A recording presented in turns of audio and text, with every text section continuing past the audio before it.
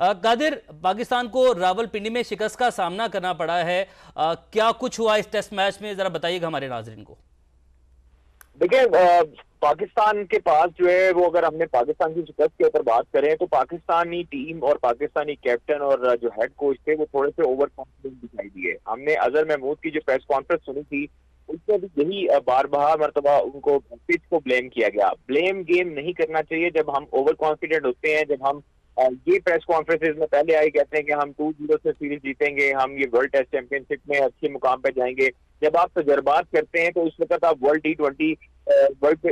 टी20 world cup हो या आपकी वर्ल्ड टेस्ट चैंपियनशिप का हो, उसमें आपको शिकस्त का सामना करना पड़ता है जब आपके पास कोई स्ट्रेटेजी नहीं होती। आपने 4 फास्ट बॉलर्स के साथ गए, आपके पास कोई स्पिनर नहीं था। आप देखें शकीब अल हसन, मेहदी हसन, उन्होंने जो है वो किस तरह लाइन लाइन पे बॉल की, पिच की कंडीशन चेंज हुई। ये इनको क्यूरेटर जो इंपोर्ट किया गया, वो क्यूरेटर इनको बता नहीं सकता था कि ये पिच की कंडीशन 2 से 3 दिन के बाद जो है वो बदलेगी, जो ये साजगार हो जाएगी स्पिनर्स के लिए या ये फास्ट बॉलर्स के लिए साजगार होगी। ग्रीन टॉप विकेट इन्होंने बना तो दी, लेकिन उसके बाद जो इन्होंने 4 फास्ट बॉलर किए, फिर उसके बाद पाकिस्तान की बैटिंग लाइनअप लड़खड़ाई। पाकिस्तान के टॉप ऑर्डर जो पहली इनिंग में लड़खड़ाए, फिर उसके बाद सऊद शकील, साइम अयूब ने सहारा दिया। फिर मोहम्मद रिजवान का जो है वो हमने देखे तो मोहम्मद रिजवान ने जो है वो 150 प्लस रन किए।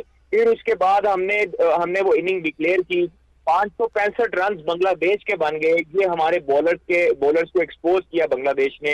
हमारे बॉलर्स शायद ओवर कॉन्फिडेंट थे, और इसके साथ साथ गुज़श्ता रोज जो चेयरमैन जो हेड कोच हैं जैसन गिलेस्पी और ईशान मसूद, उनकी डग आउट की जो है वो वीडियो भी बाहर आई, तो वो आपस में बहस कर रहे हैं। तो उधर से हमने जो अपने जराये से मालूम किया कि उसकी अंदरूनी कहानी ये थी कि जैसन गिलेस्पी जब पूछ रहे थे कि उनके फास्ट बॉलर्स क्या कर रहे हैं, उनके फास्ट बॉलर्स से पास स्विंग और बॉल क्यों नहीं कर रहे, विकेट्स क्यों नहीं ले रहे, उस वक्त शान मसूद जो है वो काफी हद तक गुस्से में है। उन्होंने कहा था कि मैं क्या कर सकता हूँ।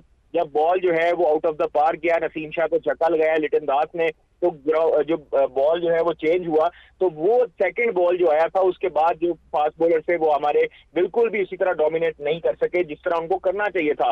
रावलपिंडी की विकेट हमेशा से, कादिर, हमने तो किसी भी बॉल से हमारे बॉलर से डोमिनेट किया ही नहीं। पहले नए गेंद के साथ फ्लॉप हुए, उसके बाद 80 ओवर के बाद जब गेंद चेंज हुआ फिर भी फ्लॉप रहे। ये तो मुसलसल हमारे बॉलर्स का शो फ्लॉप रहा। देखिए, आप अगर शहीन शाह अफरीदी की बात करें, 30 ओवर्स में 88 रन 2 विकेट्स, नसीम शाह 27 शरीयत 3 ओवर्स में 93 रन 3 विकेट, खुरम शहजाद ने अच्छी बॉलिंग की, नफीसुली बॉलिंग की, 29 ओवर्स में जो है उन्होंने 2 विकेट्स ली। मोहम्मद अली ने 31 ओवर्स में 2 विकेट ली। आजाद सलमान हमारे स्पिनर थे जो रेगुलर स्पिनर के तौर पर हमने उनको शामिल किया था, वो उनके पास जो है उन विकेट लेस रहे, 136 रन का है। साइम अयूब ने 1 विकेट ली। सऊद शकील को पार्ट टाइम बॉलिंग के तौर पर लगाया गया और 2 ओवर में 9 रन पड़े।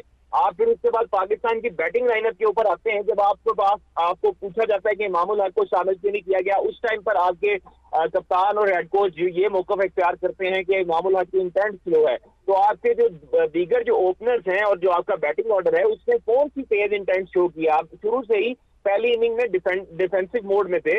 आपके अब्दुल्ला शफीक 37 रन बनाते हैं 86 गेंदों पर, जिसमें सिर्फ 3 चौके थे। इस तरह की बेसबॉल क्रिकेट अगर आपने खेलनी है तो फिर आप रवायती क्रिकेट में आ जाए, जिस तरह की पुरानी क्रिकेट आप खेलते थे। कम से कम आप टेस्ट मैचेस को जीतने में कामयाब होते थे। आप इंग्लैंड को देखें, इंग्लैंड ने हमें यहाँ पर होम सीरीज में आधी शिकस्त दी, ऑस्ट्रेलिया ने हमें शिकस्त दी, बाकी जितने भी टीमें हैं, न्यूजीलैंड, ऑस्ट्रेलिया और इंग्लैंड ने शिकस्त दी, हमसे रैंकिंग में बेहतर थे, उन्होंने हमसे बेहतर क्रिकेट खेली। बट बांग्लादेश रैंकिंग में भी बहुत पीछे है, तारीख में आज तक हमसे जीत नहीं पाई। अभी तक वो टेस्ट क्रिकेट में बहुत अच्छा कहीं पर भी परफॉर्म नहीं कर रहे थे, हम उनसे भी हार गए। इमामुल हक के बारे में तो कहेंगे चलें, तेरी याद आई तेरे जाने के बाद। अब आप क्या समझते हैं, आपके जराए क्या कहते हैं, क्या हुरैरा को चांस मिल सकता है, अबरार आ सकता है, किसकी जगह आ सकता है, क्या तब्दीलियां टीम में मुतवक्के हैं? आमिर जमाल की फिटनेस के बारे में भी बताएगा, वो कहां तक पहुंचे मामला? देखें, आमिर जमाल को तो अभी उन्होंने रिलीज कर चुके हैं, और आप देखें इब्रार अहमद को भी उन्होंने रिलीज कर दिया था। हम लोग ओवर कॉन्फिडेंट, उमैर मैंने आपको पहले बताया कि हम लोग ओवर कॉन्फिडेंट हो गए थे। हमने उसको हल्की टीम समझा बांग्लादेश को, जिस तरह हमने वर्ल्ड T20 कप में यूएसए को हल्का लिया था। हमें किसी भी इंटरनेशनल टीम को हल्का नहीं लेना चाहिए। आप जो दूसरी जो हमारे बाकी प्लेयर्स हैं जिनमें हुरैरा है, हुरैरा ने 250 रन स्कोर किए, शाहीन में रन के अंबार लगाए, डोमेस्टिक में रन के अंबार लगाए। साइम अयूब पर ही क्यों रिलाई किया जाता है, जहां पर हमें पता है कि साइम अयूब हमेशा से ही हमें फ्लॉप दिखाई दिए हैं। एक इनिंग के बलबूते पर आप जो है उस साइम अयूब को हुरैरा पर तरजीह में शामिल करने हैं, तो फिर ये ज्यादती होती है आपके डोमेस्टिक प्लेयर्स के साथ। चेयरमैन ने बारहा मरतबा तमाम तर जो स्टाफ है, टीम मैनेजमेंट है, उसको कहा था कि डोमेस्टिक के प्लेयर्स इग्नोर नहीं करना।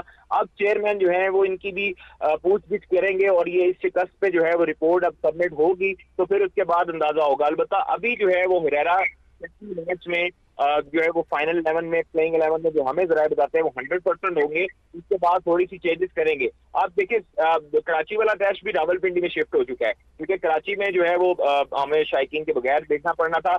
बोर्ड ने फैसला किया कि आप जो है वो रावलपिंडी में शिफ्ट कर दें। अब रावलपिंडी की विकेट का इनको अंदाजा हो चुका है कि यहाँ पर जो कंडीशन है वो ओवरकास्ट है, बारिश भी होती रही है, पहले दिन आउटफील्ड भी स्लो रहती रही है, उसके बावजूद इन्होंने जो है वो इस तरह की विकेट खेली जिसपे बांग्लादेश जो है, बांग्लादेश को क्रेडिट इस चीज का जाता है कि उन्होंने मेहनत की, उन्होंने बिल्कुल पाकिस्तान को पाकिस्तान में डोमिनेट किया और पाकिस्तान को शिकस्त दी। तो ये बड़ी अफसोसनाक बात है। कादिर, हम ये कह सकते हैं जिस तरह पीसीबी ने डिसीजन लिया कि शायकीन जो है वो बगैर टिकट के पहुंचेंगे,